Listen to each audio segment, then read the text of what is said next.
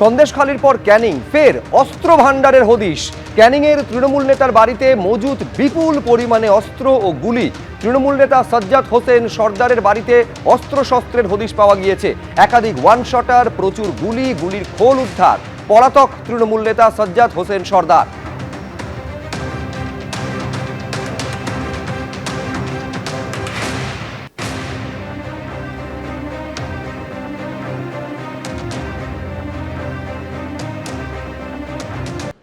স্বরূপ বিশ্বাসের বিরুদ্ধে মহিলাকে অশালীন ইঙ্গিত ও তোলাবাজির অভিযোগ।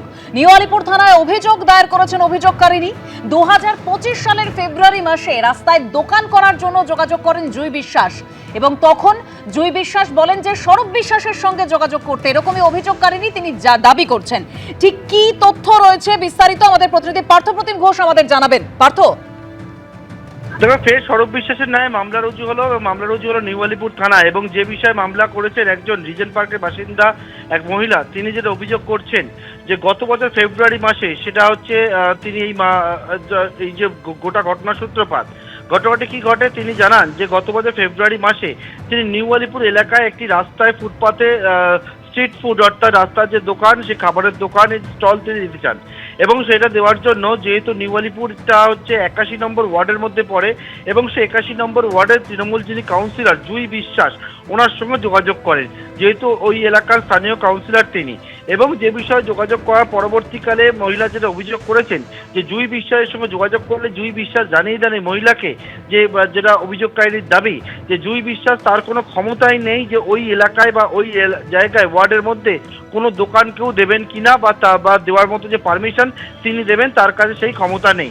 তিনি বলেন যে স্বরূপ বিশ্বাস, অর্থাৎ জুঁই বিশ্বাস জানান যে স্বরূপ বিশ্বাস মন্ত্রী অরূপ বিশ্বাসের ভাই এবং জুঁই বিশ্বাসের স্বামী স্বরূপ বিশ্বাসের সঙ্গে যোগাযোগ করার কথা বলেন সেই সময় 2025 সালে।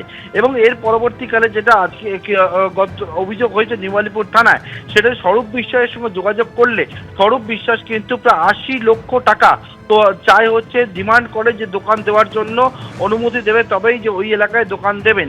এবং তার পরবর্তীকালে তাকে আলাদা দেখা করতে বলে সুরুচি সংঘ ক্লাবে।